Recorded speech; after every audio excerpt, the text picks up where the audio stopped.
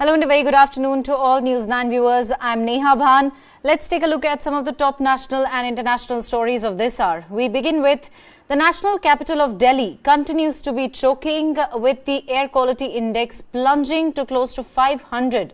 Now, this is the fourth consecutive day when the AQI has remained in the severe category.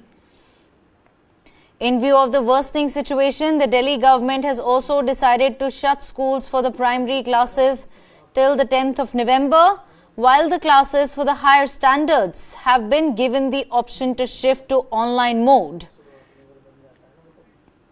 Delhi's Lieutenant Governor V.K. Saxena called an emergency meeting on the air pollution crisis and asked the government to step up efforts to control the emissions. The governor has urged the public to remain indoors as far as possible, avoid unnecessary travel and, if necessary, to use public transport so as to ensure a lesser volume of traffic and therefore reduced emissions and dust pollution. There is also a recommendation of allowing the use of only BS6 vehicles in the Delhi NCR region. Water sprinklers and anti-smog guns are being deployed in double shifts in an effort to minimize the air crisis. Now let's give you an account of the most polluted cities from all across the world. Aksu in China is the most populated city in the world with a staggering AQI of 1234. New Delhi comes in third on the list with AQI of 557. Following Delhi, there are a total of 10 other Indian cities which make it to the list. This includes the cities adjoining Delhi like Noida, Faridabad and Ghaziabad. And here, right on your screens, an AQI comparison of all the metropolitan cities in India. While capital Delhi reeled under severe AQI at 385, Kolkata and Mumbai were slightly better at AQI 168 and 155 respectively. The air quality in southern cities, however, remained good, with Chennai at AQI 57 and Bengaluru at 37. Environment Minister Gopal Rai also spoke with the media. Let's listen in. सुबह सैर को नहीं जा सकते, primary school बंद है, क्या हालात क्या बन रहे हैं दिल्ली में?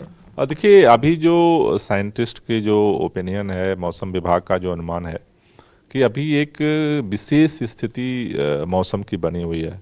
हवा की स्पीड काफ़ी कम है, टेम्परेचर जो है वो डाउन जा रहा है। तो ऐसे में जो पूरे उत्तर भारत के अंदर एक जो प्रदूषण के कण हैं वो वायुमंडल में नहीं जा रहे हैं, उनका बिखराव नहीं हो रहा है और वो एक ठहराव की स्थिति बनी हुई है। अब इस ठहराव की स्थिति की वजह से क्या है कि लोगों को जलन महसूस हो रही है, लोगों को सांसों में दिक्कत हो रही है।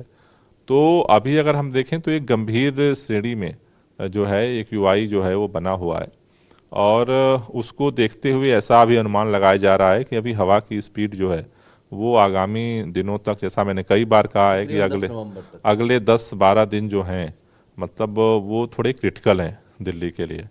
और उसको देखते हुए ही अभी हमने ये निर्णय लिया है कि दिल्ली के अंदर कम से कम, क्योंकि CAQM अपना गाइडलाइन तो पूरे NCR के लिए जारी करता है, लेकिन सब जगह उसकी धज्जियां उड़ाई जा रही हैं।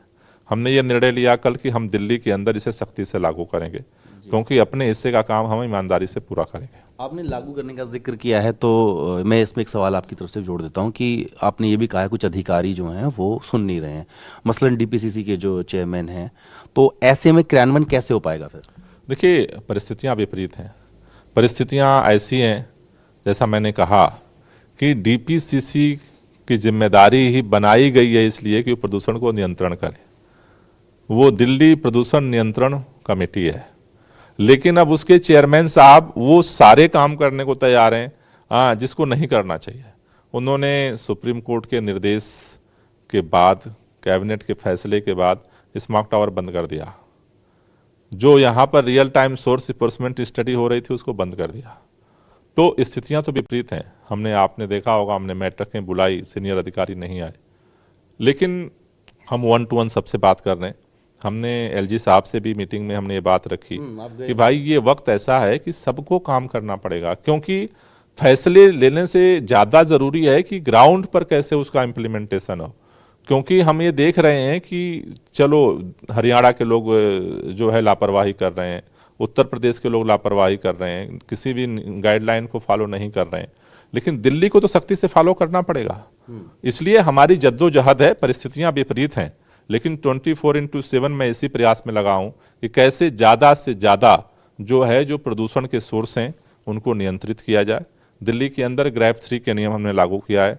दिल्ली के अंदर सभी जो कंस्ट्रक्शन एक्टिविटीज़ हैं जो नेशनल इंपॉर्टेंस की हैं उसको छोड़ करके बंद किया गया है। उसके लिए टीमें बनाई हैं, लगातार कोशिश कर रहे हैं कि उनकी मॉनिटरिंग हो ग्राउंड फील्ड पे। और उसी तरह से BS3 पेट्रोल की और BS4 डीजल की गाड़ियों पे प्रतिबंध किया गया है। ट्रांसपोर्ट और ट्रैफिक पुलिस के लोगों से हम संपर्क कर रहे हैं, ज़्यादा से ज़्यादा ग्राउंड पर जाएं, क्योंकि जब तक ग्राउंड पे फील्डिंग नहीं होगी तब तक नियम बनाने से उसका फ़ायदा नहीं होगा। दिल्ली के अंदर जगह जगह हॉट स्पॉट्स पे जो है पानी के छिड़काव का उसको जो है कोशिश की जा रही है कि उसको ज़्यादा से ज़्यादा मॉनिटर्ड तरीके से जो है वो किया जाए। तो ये जो कदम है उन सारे कदम को जो है सख्ती के साथ दिल्ली के अंदर पालन करना हमारी प्राथमिकता है।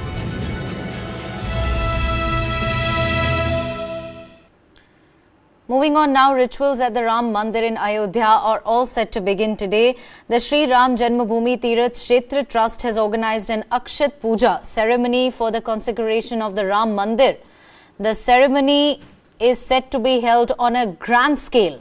1,000 kilograms of rice will be mixed with turmeric and ghee and distributed to 200 volunteers who will then distribute it across the country.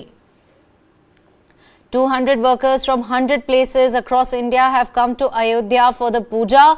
100 copper-made kalash have been brought in, and in these kalash, the special prasad will be filled and they'll then be handed over to the volunteers. Additionally, leaflets in regional languages will be distributed along with the rice.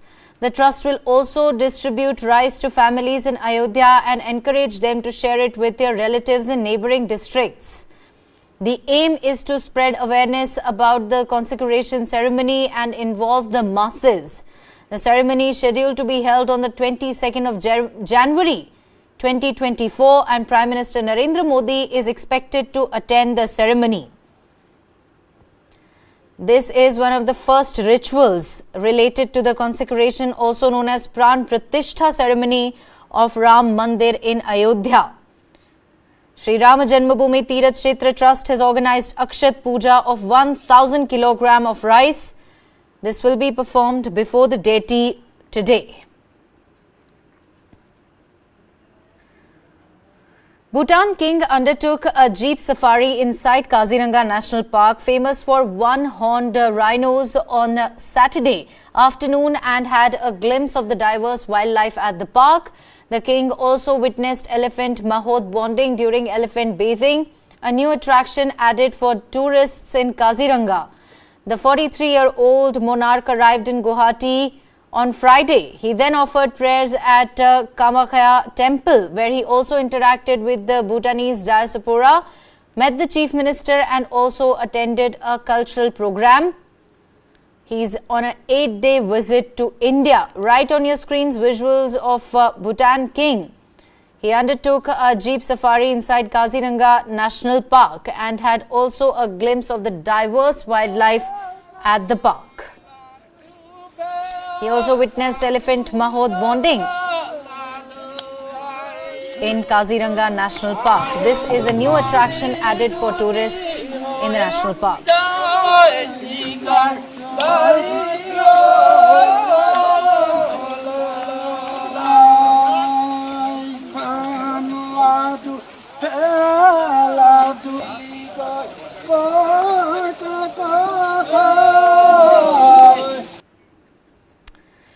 Indian High Commissioner to Canada Sanjay Kumar Verma has said that neither Canada nor its allies have shown concrete evidence related to Hardeep Singh Nijjar's killing. Verma has urged Ottawa to release evidence to back up its allegation in connection with the killing of pro-Khalistani terrorist Hardeep Singh Nijjar. In an interview with the Globe and Mail, Verma reiterated that neither Canada nor its allies have shown concrete evidence related to Nijjar's killing. On the 18th of September, Canadian Prime Minister Justin Trudeau told the House of Commons that there were credible allegations of a potential link between Indian agents and the killing of Nijjar in British Columbia on the 18th of June. And now in the latest, we have the high level, in fact we have the Indian envoy, India's High Commissioner to Canada, Sanjay Kumar Verma, saying that Canadian police's probe into the murder of Khalistani terrorist Hardeep Singh Nijjar has been damaged by a high-level Canadian official's public statements. Calling the investigation tainted, he said a direction has come from someone at a high level to say India or Indian agents are behind it, quote unquote. Meanwhile, Khalistani terrorist Gurpatwant Singh Pannun has threatened the people planning to travel via Air India on the 19th of November, saying their lives would be in danger. The Canada-based terrorist outfit Seeks for Justice chief asked Sikhs to not fly on Air India planes on and after 19th of November. India will raise the threat to Air India flights and seek enhanced security for the airline with Canadian authorities. Pannun's latest threat is also seen as a veiled reference to the Air India plane bombing. The bombing of Air India plane was perpetuated by Khalistani extremists way back in 1985.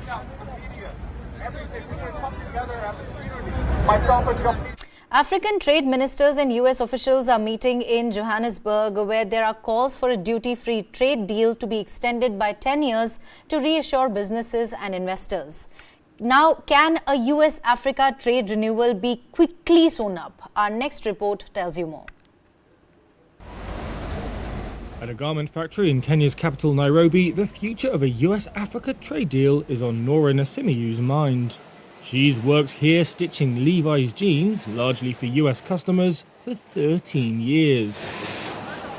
It's how she's put 6 children through school and university. But she fears an uncertain future if the African Growth and Opportunity Act, or AGOA, is not renewed.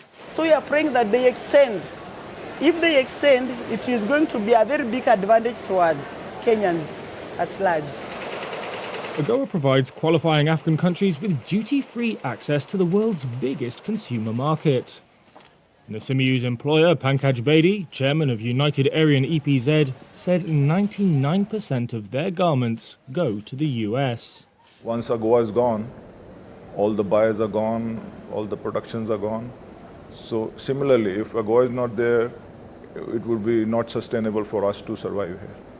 So AGOA is supreme. So all 4 pillars of the business are based on AGOA only. The program is due to expire in September 2025. But concern over its future is why African countries have been pushing for an early 10-year extension without changes. That's needed, they say, to reassure businesses and investors. Here's South African President Cyril Ramaphosa speaking at the summit on Friday. United States and us, we are here for the long haul. So let us make AGOA a long haul opportunity for all of us. AGOA, which saw over $10 billion of African exports enter the US market duty-free last year, does enjoy long-standing bipartisan support from US lawmakers. They see it as critical in countering Chinese influence on the continent. However, there are divisions over the need for updates. A recent push in the Senate is aiming to pass a quick renewal deal. President Joe Biden has said he fully supports reauthorization. But his Secretary of State Antony Blinken said on Friday that Biden also wants to make it even better. African governments and US industry associations, however, worry that attempts to radically alter AGOA risk bogging it down in a Congress that is already struggling to pass even the most critical legislation. The Russia-Ukraine war is having far-reaching impact on the Russian economy. In the latest, diamond traders in Belgium have been asked to boycott gems which have been brought over from Russia. Take a look at this report. Antwerp, Belgium, one of the largest diamond trading hubs in the world, has a Russia problem. It was only a few weeks after Russian troops invaded Ukraine last year when diamond firms in Antwerp started getting phone calls from international clients asking them to avoid using stones from Russia. That was no easy feat for diamond dealer Thierry Tugendhoff, who said about half of his rough diamonds used to come from Russia due to their high quality. But his company, T Diamonds, was forced to pivot and get its diamonds from somewhere else. Now, Western powers want to make the boycott official, with a formal ban on Russian stones. But Tugendhoff says the ban will only go so far. China, which is a major consumer of diamonds, have absolutely no interest in that ban. India, which is also a major consumer of diamonds, they have no interest in that ban. I mean, they don't have no interest to know from where the stones are. It's never been the case. And most of Asia, there's no interest in that. They will buy and continue to buy Russian diamonds because they have no reason not to. It's available, the availability is there, and it's a little bit cheaper than non-Russian. So why would they stop? Major Western jewelers, from Tiffany's to Cartier, have been keen to distance themselves from Russia's lucrative diamond trade. But a big hurdle with banning Russian diamonds from Western markets, which account for 70% of global diamond jewelry demand, is how to trace the origin of the stones. Small companies will struggle, says Tugendhoff. We can do it because we've been working on traceability for the last 2 years. You should know that people who've been working with big brands, traceability is not something that comes out of the sky as of now. All the new the players in the industry who have not yet started with traceability are going to lag behind, for sure. He said that not only would a full Western ban on Russian gems be costly for the industry, it could also take another year to fully implement.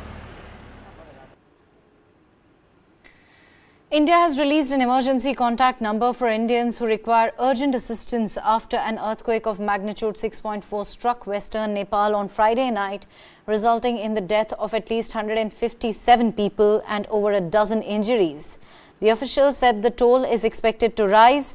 Rescue workers in Nepal began digging through the rubble of collapsed houses with their bare hands on Saturday, searching for survivors after the country's worst earthquake in about 8 years. Both Nepal Army and Nepal police personnel have been mobilized to carry out rescue works.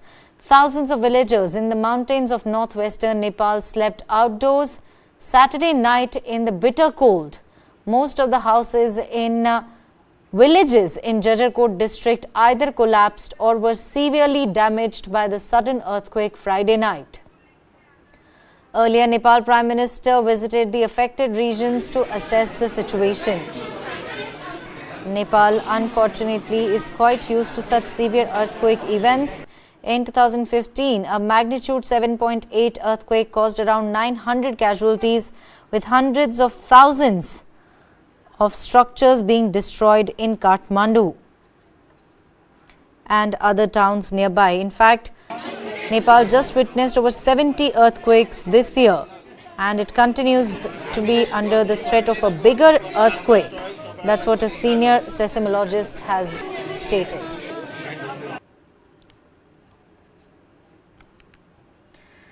Bangladesh Prime Minister Sheikh Hasina, in an interview to the Time magazine, has asserted that it is difficult to overthrow her government through a democratic system.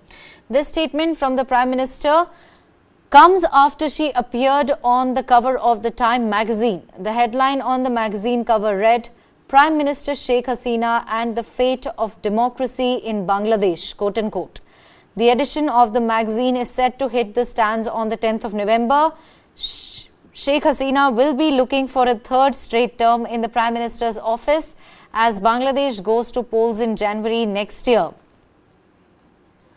According to the excerpts released by the news outlet, Hasina said, and I quote, I'm confident that my people are with me. They are my main strength, and it is not that easy to overthrow me through a democratic system. The only option is just to eliminate me, and I'm ready to die for my people. Prime Minister Sheikh Hasina has been facing protests back home as several groups, mainly supported by the opposition party BNP, have called for her resignation and allow a caretaker government to conduct the elections.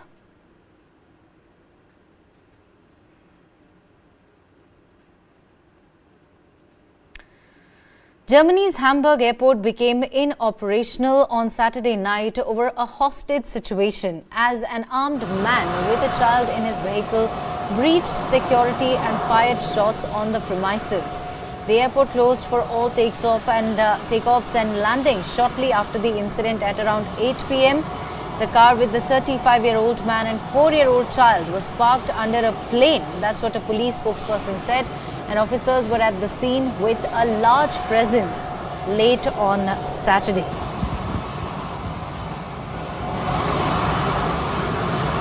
And they said that the suspect shot his weapon twice in the air and also threw burning bottles from the vehicle. The police have stated that they believed a custody dispute is the background to this operation. Russia's defense ministry on Sunday announced that their new nuclear-powered submarine, Imperator Alexander III, carried out a successful test launch of the Bulava ballistic missile designed to carry nuclear warheads. The defense ministry also shared in a statement that firing a ballistic missile is the final element of the state tests, after which a decision will be made to accept the cruiser into the Navy.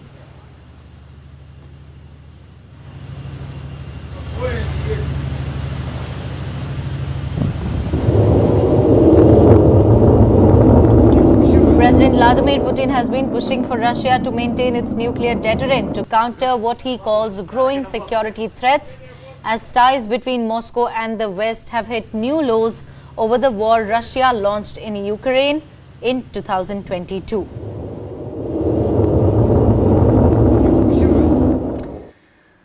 Now, a shipping and logistics giant is planning to cut 10,000 jobs as shipping demand is facing a dip all across the globe. Take a look at this report.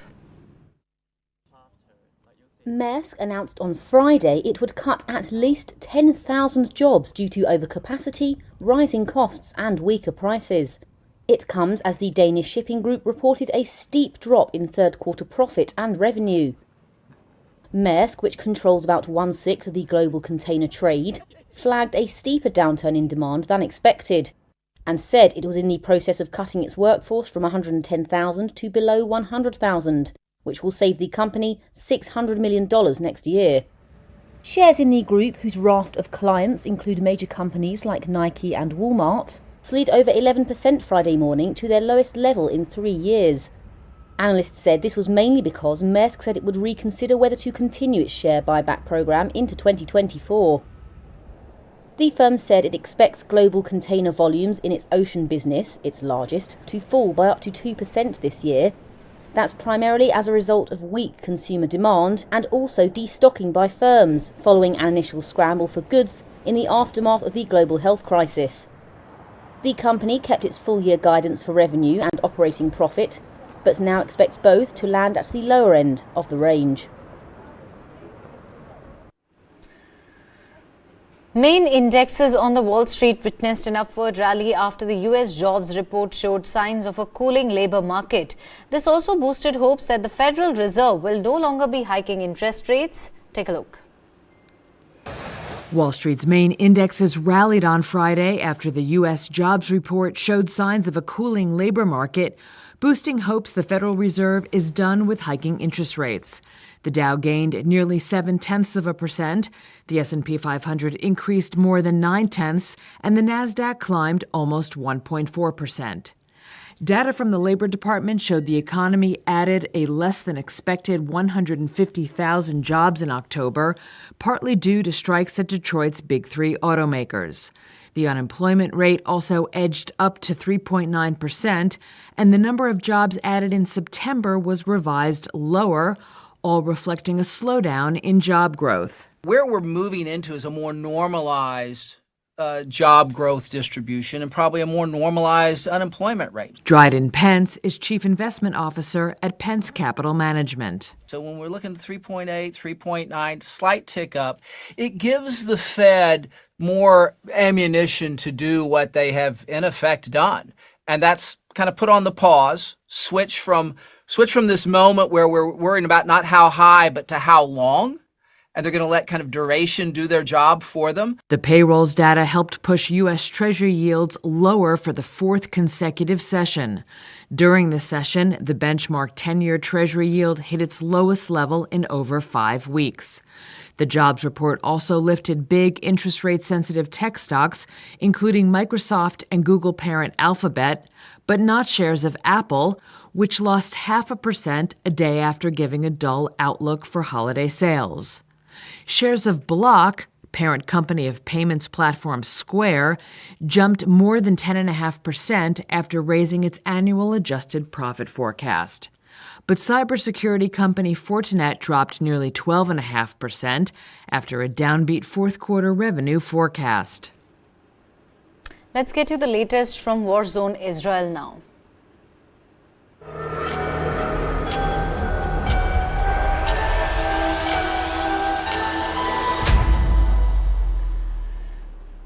Today marks day 30th of the Israel-Hamas war, and there seems to be no end to the fighting in sight. Let's give you an update on all the major happenings on the war front as of day 30th. Now, the death toll on the Palestinian side has risen to 9,227. This is according to Gaza Health Ministry. On the Israeli side, the death toll is over 1,400, while the number of injured is nearing the 5,500 mark. 1.4 million people have been displaced in the Gazan enclave, while on the Israeli side, the number of displaced is 250,000. Close to 400 trucks have now gone into the Gaza carrying relief materials. 247 soldiers and civilians still remain as hostages with Hamas, while 4 hostages have been released and 1 has been rescued.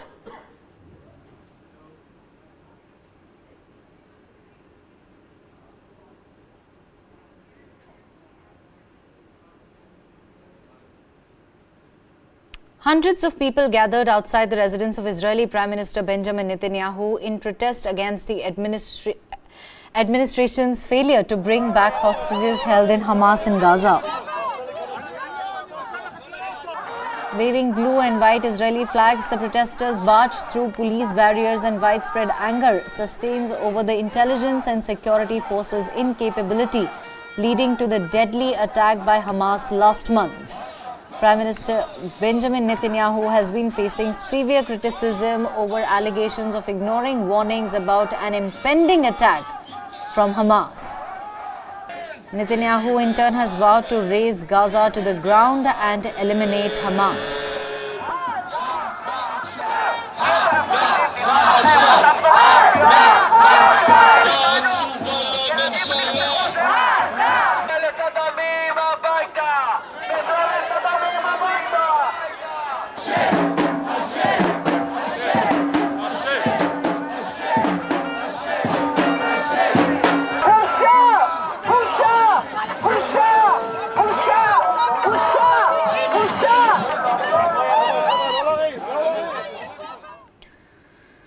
Turkish President Erdogan said Gaza must be part of an independent sovereign Palestinian state once the Israel-Hamas war is over, and Ankara will not support any plans gradually erasing Palestinians from history.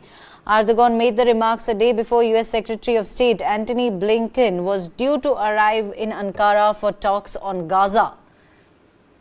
That's a big statement there coming in from the Turkish president. He has stated that Gaza must be a part of an independent, sovereign Palestinian state once the war is over. And he's also stated Ankara will not support any plans gradually erasing Palestinians from history.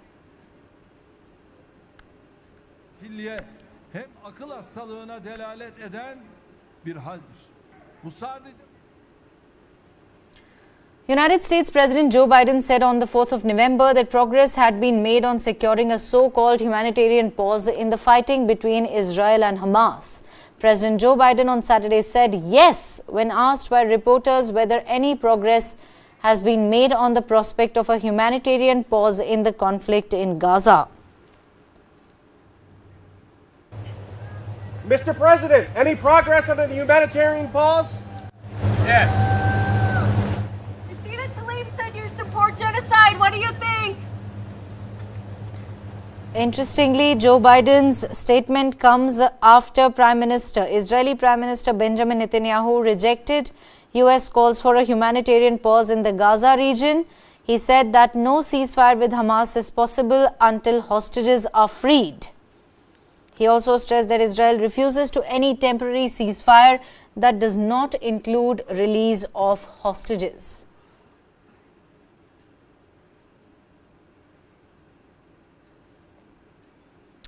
Arab leaders publicly pressed United States Secretary of State Antony Blinken on Saturday to secure an immediate ceasefire in Gaza, hours after Palestinians said an Israeli airstrike killed at least 15 people in a UN-run school being used as a shelter. In a rare open display of disagreement, the top US diplomat pushed back as he stood next to his Jordanian and Egyptian counterparts at a press conference, saying a ceasefire would only let Hamas terrorists regroup. Take a listen. We come together here today sharing the same fundamental interest and objective to end this conflict in a way that ensures lasting peace and security in the region. We may have different views and positions on certain necessary steps to achieve that objective. But today we reaffirmed our individual commitments to continuing to work toward that end. Our joint efforts have also been critical in increasing the flow of humanitarian assistance to Gaza. I'm particularly grateful to Egypt for its significant effort to facilitate a mechanism with Israel and with the United Nations to do just that. Each day, more than 100 trucks are moving to Rafah, up from 0 just a little over a week ago. But that is not nearly enough. Today, we spoke about ways to accelerate and expand the sustained delivery of aid. Israel must take every possible measure to prevent civilian casualties. In my meetings with Israeli officials yesterday, I conveyed additional steps that they can and should take to do just that. Protecting civilians will help prevent Hamas from further exploiting the situation. But most important, it's simply the right and moral thing to do. When I see a Palestinian boy or girl pulled from the wreckage of a building, it hits me in the gut, just as it hits everyone in the gut. And I see my own children in their faces. And as human beings, how can any of us not feel the same way? What we have to do, more than anything else, all of us, everyone concerned, is to prevent the dehumanization. That was Antony Blinken now rebuffing push for immediate ceasefire. This was a rare open display of disagreement, even as he stood next to his Jordanian and Egyptian counterparts at a press conference. He said a ceasefire would only let Hamas terrorists regroup.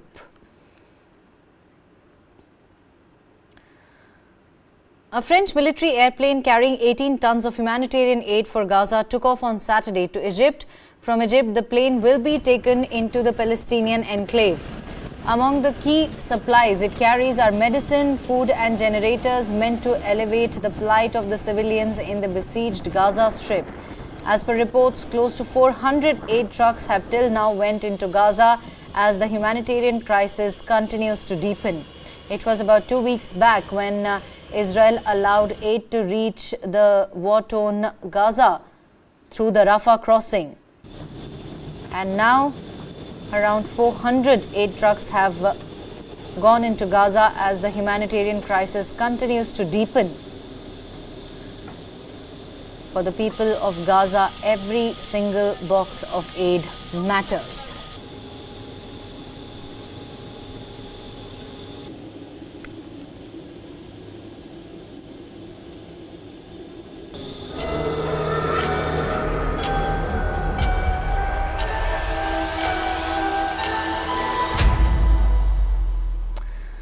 Switching our focus, let's not give you an update on what's been making headlines in the world of business in sub-Saharan Africa. Here's what's been making the business headlines in sub-Saharan Africa this week. US President Joe Biden wants to improve a US-Africa trade pact, not just renew it without changes. His Secretary of State Antony Blinken told a Johannesburg Trade Summit on Friday. African countries are pushing for a 10-year extension of the African Growth and Opportunities Act, or AGOA, which is due to expire in September 2025 and provides duty-free access to the US market. Staying with AGOA for the moment, Biden has also announced that he plans to exclude Gabon, Niger, Uganda and the Central African Republic from the trade program. That's because, he said, of gross violations of internationally recognized human rights by CAR and Uganda, and a failure to establish or make progress towards political pluralism in Niger and Gabon. Uganda recently enacted one of the world's harshest anti-LGBTQ laws. A presidential advisor there said that Ugandans were being told that their already slim chances of economic prosperity were contingent on whether they vote in line with the values of whoever happens to hold high office in the US. Fitch has downgraded Ethiopia's foreign currency debt deeper into junk territory to CC from CCC-, indicating an imminent risk of default. Africa's second most populous country has been struggling with its debt, $28.2 billion at the end of March, according to government figures, following a punishing 2-year civil war. The interim CEO of South Africa's Eskom said on Tuesday that a net loss of $1.24 billion is likely for the year ending March 2024. However, the struggling state power utility, which has reported losses for 6 straight years, also forecast a significant narrowing of losses for the year after. And finally, Nigerian lawmakers have approved President Bola Tinubu's $2.8 billion supplementary budget that includes new bulletproof cars for himself and his wife. Tinubu said the funding was needed for urgent issues such as defense and security. But his government's plans also include spending millions of dollars on a presidential yacht, the presidential air fleet, and renovating the president's residential quarters. That's not gone down well among Nigerians who face economic hardship, with inflation in the double digits and rising. After a disappointing holiday forecast sent shares of Apple tumbling, the stock recovered losses on Friday. But Apple shares were still in negative territory Friday, while other mega-cap stocks gained after the October payrolls report.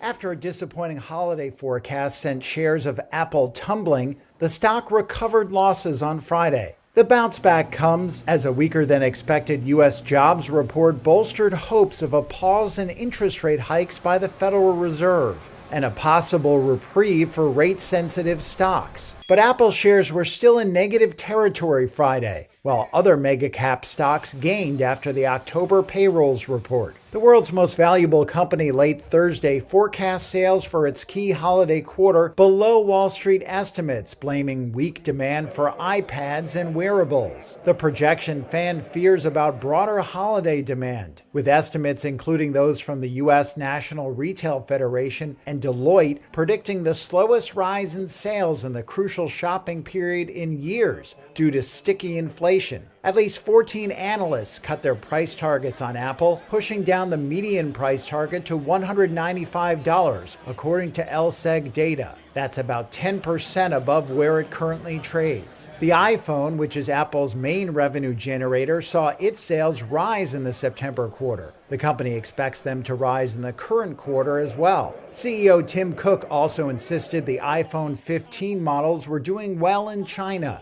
as he sought to allay Wall Street fears that Apple was losing market share to a resurgent Huawei and other local smartphone sellers.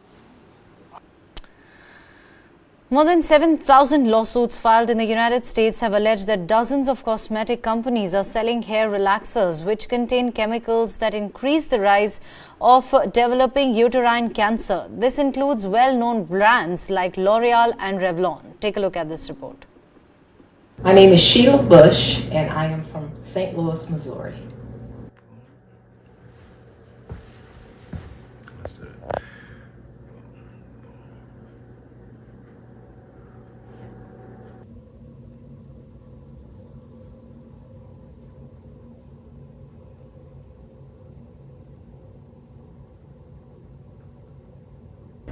I was diagnosed with uterine cancer in my doctor's office. I was away on vacation, and I was in my 50s, my late 50s. I hadn't had a cycle for about 2 years, and while I was on vacation, my cycle came on. I came back home, went to the doctor, and they did a series of tests, and the result of the test was that I had uterine cancer. I started seeing and hearing about it on social media and different comments about it. And I want to say I saw it on television maybe 3 times.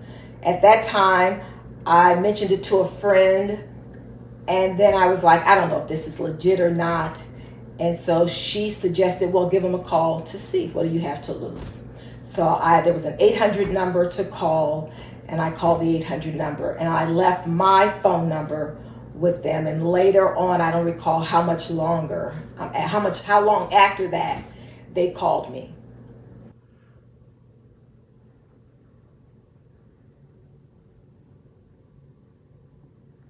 Yes, I got my hair relaxed. I was 13 years old, and my mom took me to the beauty salon.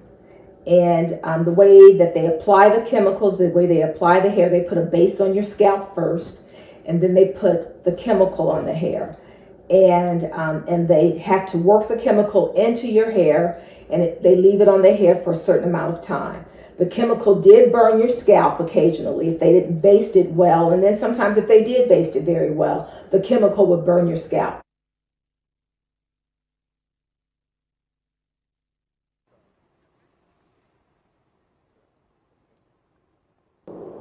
Obviously, it is not lost on anyone that many of the women who use these chemical relaxers are women of color, African American women, black women throughout America and the world. To hear these accounts from these, and many of them use these chemical relaxers because of society pressures, but also because of the marketing from these corporations that should have known the harmful effect that these chemicals were having on their customers. Headquartered many places, so we're going to file the cases as they're needed on their. They were told if you want your hair to be straight, if you want to look professional, if you want to fit in, you use a relaxer. And it's so troubling that it was a cultural phenomenon with black people because we were trying to live up to the standards that America has placed on black women, never knowing the detrimental health consequences that these relaxers were causing black women. Yeah, she definitely did. Whenever I would go for a job interview or if I was working, an event, she would always encourage me to go with my hair straight. She just felt like having natural hair was trying to make a statement or be a rebel, and she always kind of encouraged conformity.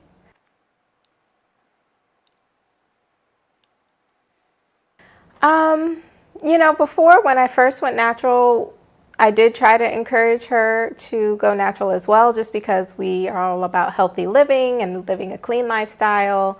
We try to cook all our food and not use a lot of chemicals.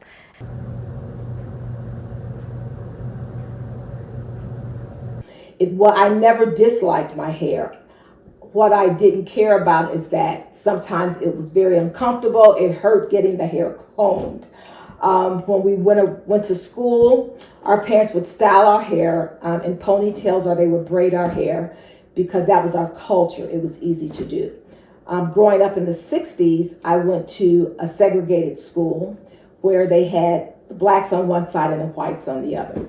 And so we would hear negative things about our hair because that was just the time. Race was a problem back then. And so you would just hear negative things about your hair, about your appearance, period. Well, once I heard about the lawsuit, and there was a possibility that chemicals, relaxers, could be related to different types of cancer. If that's the case, if we find out that that's the case, I would like to see that relaxers are taken completely off the market. I would like to see the companies take complete ownership of this. And if there is compensation that is to be given as a result of this, I think it should.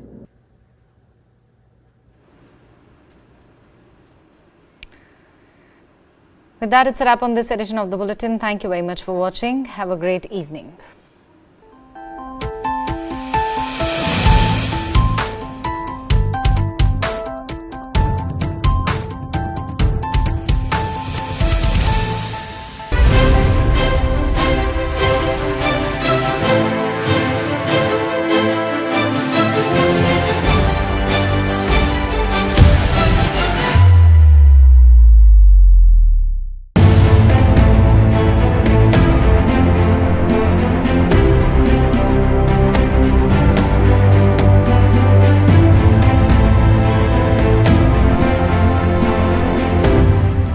News 9 big coverage of 5 assembly polls. Mandate 2023.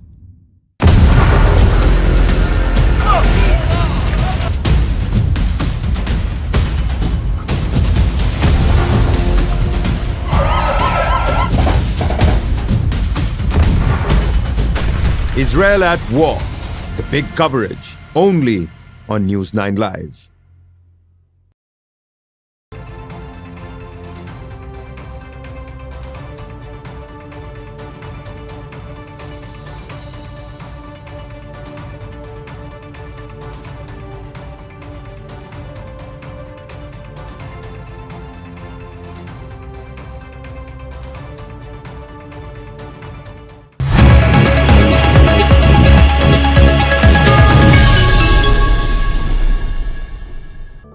On October 7, Hamas led an unprecedented terror attack in southern Israel, killing over 1,400, most of whom were civilians. Over 212 hostages ever since remain in Hamas custody at an undisclosed location in Gaza. Israel has launched never-seen-before airstrikes in Gaza, killing over 5,000 people already. Let's look at Israel's premier intelligence agencies.